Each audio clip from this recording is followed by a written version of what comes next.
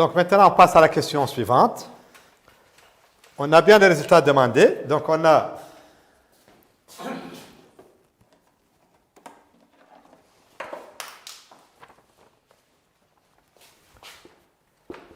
d'où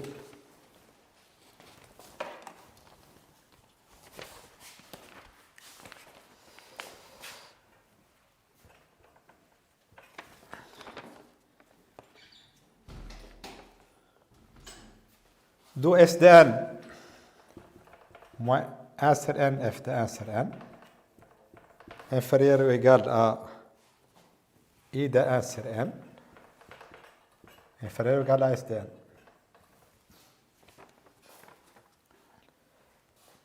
Bon, bien sûr, l'objectif est d'encadrer SDN. On a déjà I de 1 sur n inférieur à SDN. Mais à partir de ce résultat-là, de la première inégalité, on aura SDN est inférieur ou égal à 1 sur n f de 1 sur n plus I de 1 sur n. En conclusion, on aura ce nombre est plus petit que SDN, donc I de 1 sur n inférieur à SDN, qui est lui-même inférieur à 1 sur n, f de 1 sur n, plus I de 1 sur n. C'est ce qu'il fallait démontrer. Bon. En utilisant le résultat 3b, montrer que limite de S de n égale à 3 demi. Ici, on a déjà, remarquons que si n tend vers, si n tend vers l'infini, ici, 1 sur n tend vers 0. Donc en fait, limite, quand n tend vers plus l'infini de I de 1 sur n, inférieur ou égal à limite, quand n tend vers plus l'infini de S de n, inférieur ou égal à limite, quand n tend vers plus l'infini de 1 sur n, f de 1 sur n, plus I de 1 sur n. Mais remarquez une chose, si n tend vers l'infini, 1 sur n tend vers 0, et on a déjà calculé I de lambda quand lambda tend vers 0. Donc il faut remarquer ça. Si n tend vers l'infini, 1 sur n tend vers 0. Donc on a quelque chose du type I de lambda avec lambda tendant vers 0. Et cette limite, déjà, on l'a déjà calculée. Donc cette limite, c'est 3 demi. Inférieure à limite de Sm,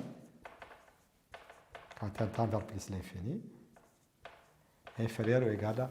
Ça, c'est f de 1 sur n et f de n. Donc je vais revoir. Il suffit de montrer que ce nombre-là est égal à 0. D'après le théorie de Legendre, on aura limite de Sn égale à 3 demi. Donc ça, c'est égal à limite, quand n tend vers plus l'infini, de 1 sur n, f de 1 sur n, plus 3 demi. Donc pour montrer que limite de Sn égale à 3 demi, il suffit de montrer que la limite de ce résultat-là est égale à 0. Parce que d'après le théorème de gendarme, on aura la limite de Sn égale à 3 demi. Je rappelle que f de x n'est autre chose que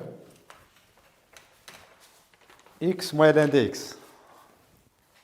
Or, f de x égale à x moins ln de x. Donc, 1 sur n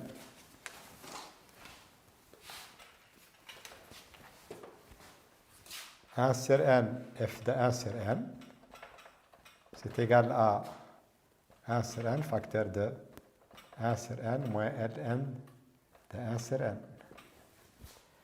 Mais ln de 1 sur n, c'est moins ln de n. Donc c'est égal à 1 sur n facteur de 1 sur n plus ln de n.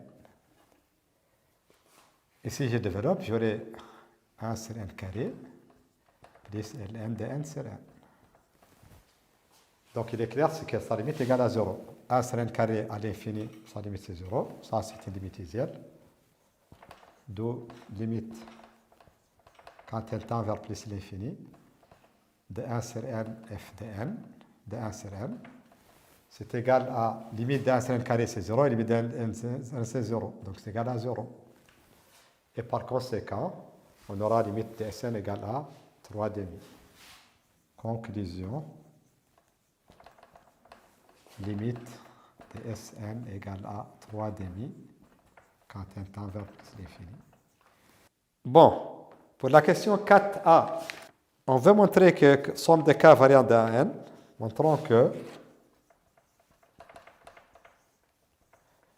somme pour k variant de 1 à n de Ln de k sur n égale à Ln de factoriel n sur n à la puissance n.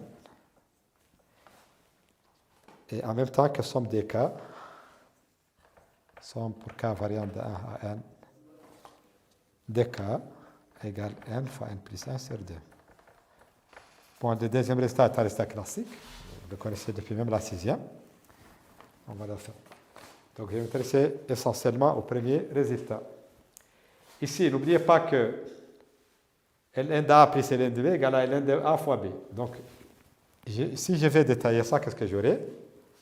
Somme pour k variant de 1 à n, Ln de k sur n.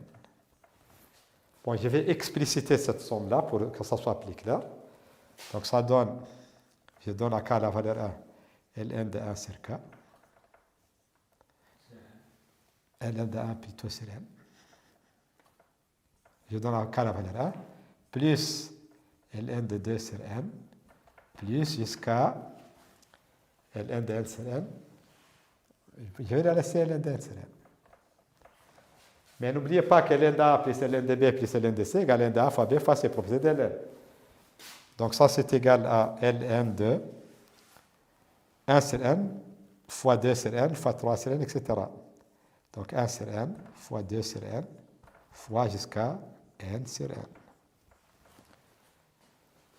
1 sur n fois 2 sur n. Donc vous avez un produit, multiplication des fractions, numérateur fois numérateur, dénominateur fois numérateur. Ici, j'aurai 1 fois 2 jusqu'à n, c'est ce qu'on appelle n factoriel. Et ici, on a n fois, c'est n à la puissance n. Donc c'est ce qui démontre ces résultats-là. Donc c'était très simple. Pour avoir plus clair, il suffit de détailler. En fait, de manière condensée, on pouvait travailler d'une autre manière, pour quelqu'un qui comprend bien. On a somme pour k variant de 1 à n, de Ln de k sur n. En fait, c'est égal à Ln de produit de k sur n pour k variant de 1 à n. C'est la même chose. Donc c'est une écriture condensée, mais son sens est le suivant. Si vous ne comprenez pas bien ça, quand même c'est très clair. On l'a détaillé. Mais il faut vous habituer à l'utilisation des sommes et des produits de manière condensée. Bon, la question suivante. Somme pour k variant de 1 à n de k. Je vais l'expliciter. Donc c'est égal à 1 plus 2 jusqu'à n. Ça, je vais l'appeler AN par exemple. En additionnant à n, on peut faire l'inverse. AN aussi égale à n plus n moins 1 plus jusqu'à 1. En faisant la somme membre à membre, on trouve 2 à n. Ici, on aura n plus 1. Ici, on aura 2 plus n moins 1, c'est n plus 1. Jusqu'à la fin, on aura n plus 1. On a n plus 1 combien de fois? C'est égal à n, parce qu'on part de 1 à n. Donc n fois. Donc 2 à n égale à n fois n plus 1. D'où, parce que n plus 1 additionné à lui-même n fois donne n fois n plus 1, c'est tout. D'où à n égale à n fois n plus 1 sur 2. Donc on a bien ce résultat-là. C'est un résultat classique que vous avez vu même en sixième. Bon, ensuite, on déduire que Sn égale à n carré plus n sur 2n carré moins ln de in. On a Sn égale 1 sur n, somme pour k variant de 1 à n, de f de k sur n. N'oubliez pas que f de x égale à x moins ln de x. Donc ceci implique que S de n égale 1 sur n, somme pour k variant de 1 à n, de k sur n, moins ln de k sur n. Donc c'est égal à, que Sn égale 1 sur n, facteur de, ici il distribue la somme pour k variant de 1 à n, de k sur n, moins somme pour k variant de 1 à n, de ln de k sur n. Bon, on a déjà montré que cette somme-là, or, somme pour k variant de 1 à n, de ln de k sur n, on vient de montrer que c'est égal à ln de factoriel n sur n à la puissance n. Bon, il me reste somme des ici, on peut faire sortir, on a somme des k sur n. La variable est k, donc on peut faire sortir 1 sur n. Et somme pour k variant de 1 à n, de k sur n égale 1 sur n, somme pour k variant de 1 à n de k. Et on vient de montrer que cette somme-là n'est autre chose que n fois n plus 1 sur 2. Donc c'est égal à 1 sur n, facteur de n, fois n plus 1 sur 2. n s'en va avec n. Donc c'est égal à n plus 1 sur 2. D'où Sn égale 1 sur n. Je remplace cette somme par sa valeur. Elle est là-bas, donc je remplace par celle-là d'abord.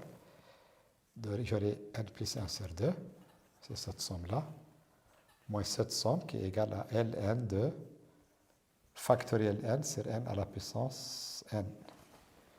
Donc qu'est-ce qu'on cherche? On cherche n carré.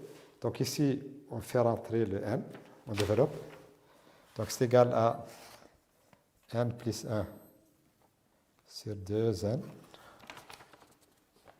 n plus 1 sur 2n, moins 1 sur n, ln de factoriel n sur n à la puissance n. On aura, idem c'est quoi? Bon, ici, il suffit de multiplier, en multipliant par n en haut et en bas, la fraction ne change pas. Donc, c'est égal à n carré plus n sur 2n carré. Ici, on utilise la propriété de ln. On a alpha fois ln de quelque chose égale à ln de à la puissance alpha. Donc, c'est égal à plus moins ln de factoriel n sur n à la puissance n. Le tout à la puissance 1 sur n. Mais par définition, cette expression à la puissance 1 sur n n'est autre chose que donc n carré plus n sur 2n carré moins ln de racine énième de factoriel n sur n à la puissance n. Mais racine énième de a sur b, c'est racine énième de a sur racine énième de b.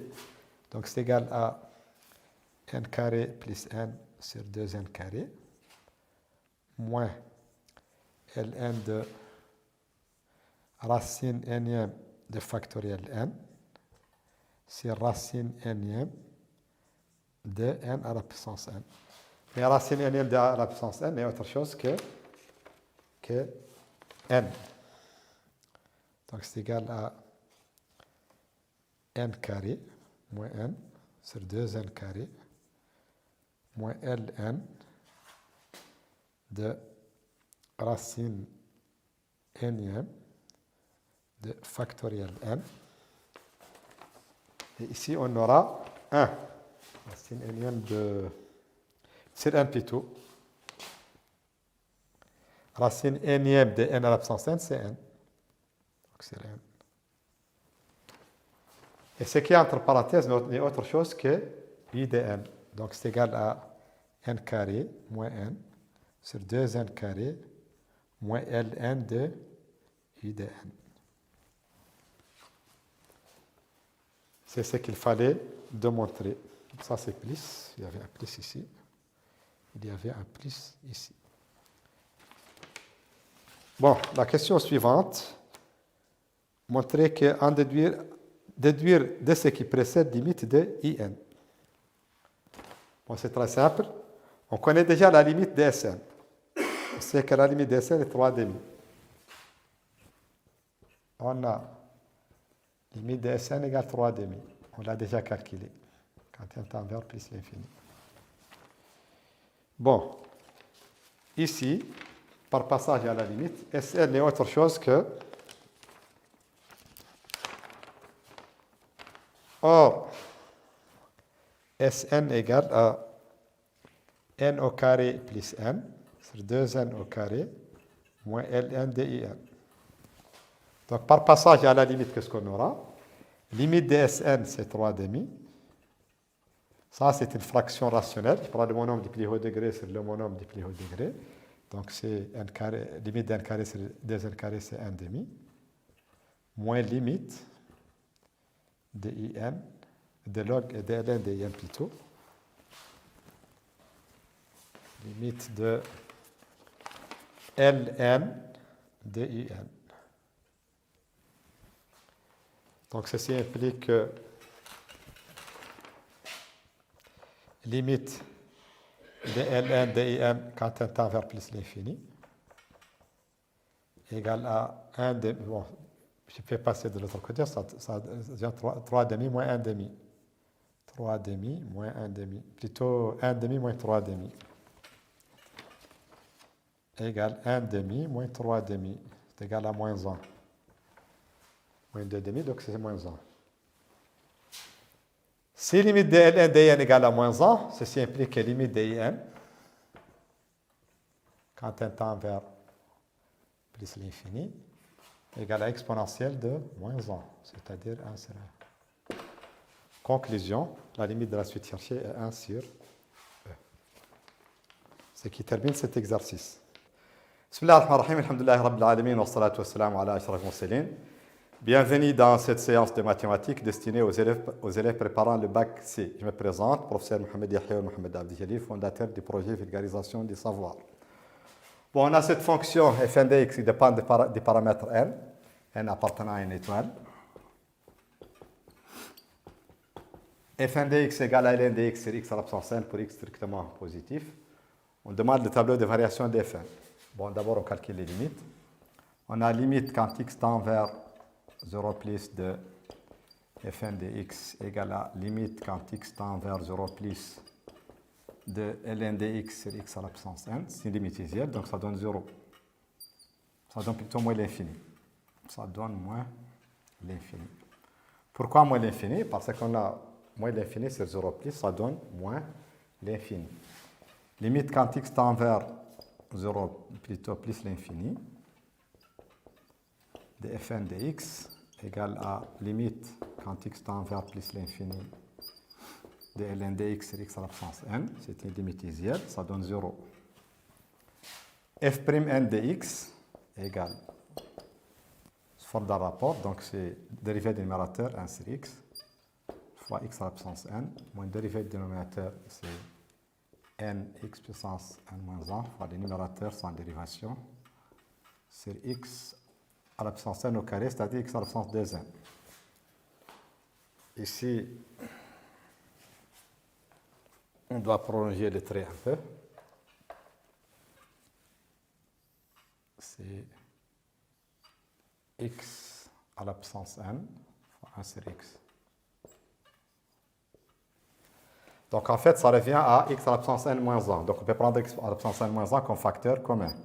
Donc c'est égal à x à la puissance n moins 1, facteur de 1, moins n ln de x sur x à la puissance 2n. Bon, évidemment, ce nombre est positif, donc le signe de f' dépend de celui de 1 moins n ln de x.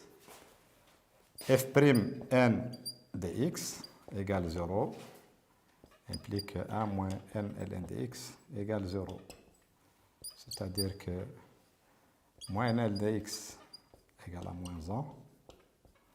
Donc ln de x égale à 1 sur n.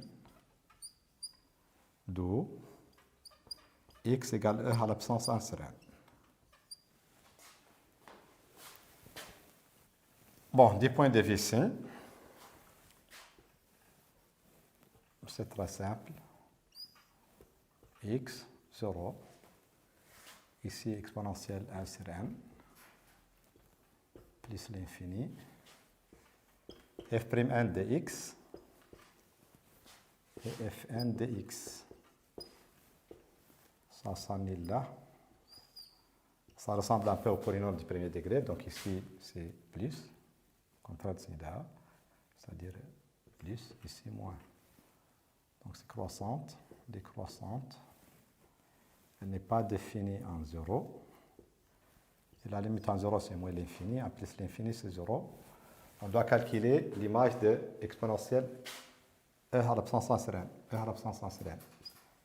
Fn de e à la puissance 1 sur n, c'est égal à ln de e à la puissance n sur e à la puissance 1 sur n à la puissance n. ln de e à la puissance 1 sur n, c'est 1 sur n.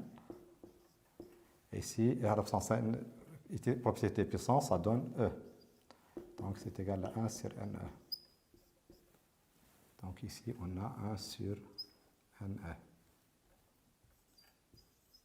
C'est le tableau de variation de f. Bon, cette partie est relativement très simple, donc ce n'est pas la peine de se retarder là-dessus. On passe à la question suivante.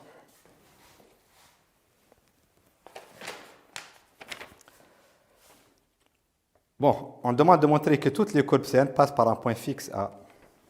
Donc, montrons que toutes les courbes, attendez ici, que toutes les courbes passent par un point A fixe. Donc, deuxièmement, petit a. Ici, c'est une seule question. Bon, montrons que toutes les courbes Cn passent par un point A fixe, A de coordonnées x, y. A de coordonnées x, y appartenant à Cn inter Cn plus 1 équivaut à y égale à fn de x et en même temps y égale à fn plus 1 de x. D'où ln de x sur x à la puissance n égale à ln de x sur x à la puissance n plus 1. En faisant la différence et en prenant les facteurs communs, on aura ln de x sur x à la puissance n, facteur de 1 moins 1 sur x égale 0. Bon, si ce produit égale 0, soit ln de x égale 0, soit 1 moins x égale 0. Dans tous les cas, x égale 1. Si ln de x égale 0, x égale 1. Et si 1 moins 1 sur x égale 0, ça implique aussi que x égale à 1. D'où x égale 1. Pour calculer y, on remplace. Y égale à fn de x. Donc c'est égal à ln fn de 1 plutôt. ln de 1 c'est 1 à la puissance n, c'est égal à 0. Et ça ne dépend pas de n. Donc toutes les courbes passent par ce point A de coordonnées 1, 0. Conclusion, toutes les courbes Cn passent par le point A de coordonnées 1, 0 avec n appartenant à n étoile. La question suivante. Et on demande aussi de montrer que toutes ces courbes admettent la même tangente en A. Toutes ces courbes admettent la même tangente en A. Pour montrer que toutes les courbes passent par A d'abord, on l'a déjà montré, Pour montrer qu'elle admet la même tangente en A, il suffit de montrer que le coefficient directeur de la tangente en A ne dépend pas de n. Il est indépendant de n. Donc, on a f'n de x, on l'a déjà calculé. C'est quoi? C'est le coefficient directeur de la tangente, c'était x à la puissance n moins 1 sur x à la puissance 2n, facteur de 1 moins n ln de x. Ça, c'est valable pour tout n appartenant à une étoile. On a f'n de 1. Si on remplace par 1, qu'est-ce qu'on trouve? Ici, c'est 1, ici, c'est 1. Ici, on aura 1 moins n ln de 1. Donc, c'est égal à 1 moins n ln de 1, ça donne 1, parce que ln de 1 égale 0. Donc, ça donne 1. Donc, cette valeur est indépendante de n. Et par conséquent, le coefficient directeur en A ne dépend pas du point n. Donc, toutes les courbes ont la même tangente en A. Le coefficient directeur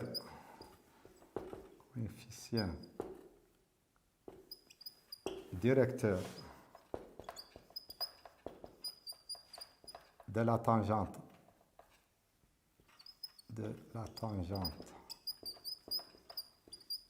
en A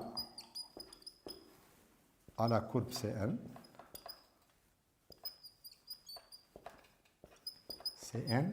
est indépendant de n. Est indépendant de n. Donc, toutes les courbes Cn ont la même tangente en A. Donc, toutes les courbes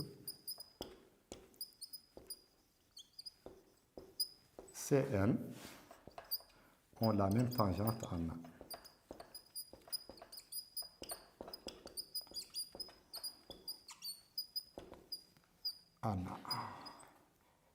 Et on peut préciser cette tangente, on peut donner son équation. Bon, si on l'appelle T, on aura pour équation y égale à f'n de 1, facteur de x moins 1, plus f de 1, fn de 1. Fn de 1 égale 0, or fn de 1 égale 0. Et f'n de 1, on vient de montrer que c'est égal à 1. Donc, là, cette tangente commune a pour équation y égale à x moins 1. Ici, j'ai rappelé les propriétés du cours, l'équation de la tangente en un point. Bon, la question suivante. Soit Mn, le point de Cn, en lequel la tangente est horizontale. Montrer que tous les points Mn sont situés sur une branche de courbe dont on donnera une équation. Bon, ici, il y a deux mots-clés. On cherche des points en lesquels la tangente est horizontale. Point où la tangente horizontale, qu'est-ce que cela signifie? Cela signifie que la dérivée première est nulle. Donc, si x est l'abscisse d'un tel point, on aura f' de x égale à 0. D'après le tableau de variation de Fn, on a le point d'abscisse e à la puissance 1 sur n est un point en lequel la tangente est horizontale. Et ce point a pour image, et plutôt, il a pour abscisse e à la puissance 1 sur n et pour ordonnée 1 sur n, e. On veut montrer que tous ces points sont situés à une certaine courbe. L'idée est la suivante. Donc, montrons que tous les points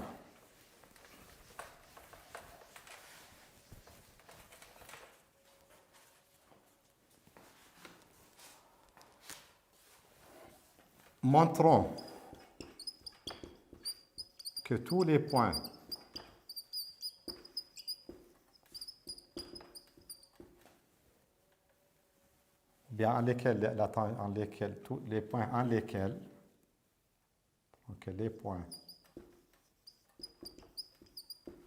en lesquels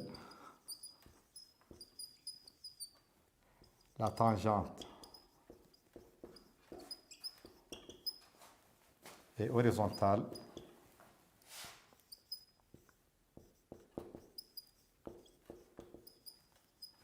sont situés sur une courbe à préciser. Sont situés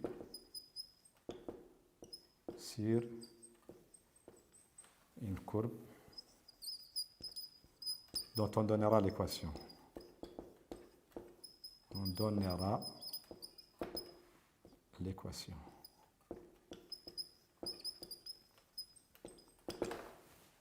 Bon, de tels points, d'après le tableau de variation, de tels points, on pourra abscisse E à l'absence 1 sur n et pour ordonner 1 sur n.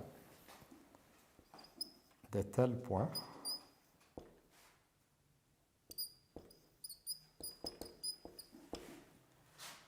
vérifie x égale à E à l'absence 1 sur n et y égale à. Donc ça, ce sont leurs coordonnées, 1 sur n1. Bon, l'idée est la suivante. L'idée est de trouver une relation entre x et y indépendante des paramètres n. C'est exactement comme ce que vous faites, par exemple, en géométrie dans l'espace. Si vous passez d'une équation paramétrique à une équation, un système d'équations paramétriques à un système d'équations à un système d'équations cartésien. C'est exactement la même idée. L'idée, c'est de trouver une relation indépendante des paramètres. La même démarche aussi, vous la faites en physique pour trouver l'équation cartésienne de la trajectoire. C'est la même idée. Donc ici, d'après le premier résultat, on aura ln de x égale à ln de e à l'absence 1 sur n. Donc c'est égal à 1 sur n. Et en remplaçant ici y 1 sur n par sa valeur, d'où on aura y égale, ça c'est 1 sur n fois 1 sur e. 1 sur n c'est quoi? C'est ln de x. Donc c'est ln de x sur e. Cette équation ne dépend pas de n, elle ne dépend pas des paramètres. C'est l'équation de la courbe sur laquelle sont situés ces différents points. De manière générale, si vous avez un point dont les coordonnées dépendent d'un paramètre, pour trouver l'équation cartésienne d'une droite, plutôt d'une courbe sur laquelle sont situés ces points, il suffit d'éliminer les paramètres. Bon, la question suivante. Bon, pour le tracé de C3, ça ne pose pas de problème. On a le tableau de variation de F3, vous remplacez n par 3, vous trouvez ce tableau-là. Donc la courbe de la fonction passe par le point A de coordonnées 1, 0. Elle a une tangente horizontale au point d'abscisse à l'absence entière. C'est à peu près ce point-là. On a une asymptote verticale ici, l'axe des Y, et une asymptote horizontale, l'axe des X. Donc le tracé, l'allure de la courbe est appelée comme ça.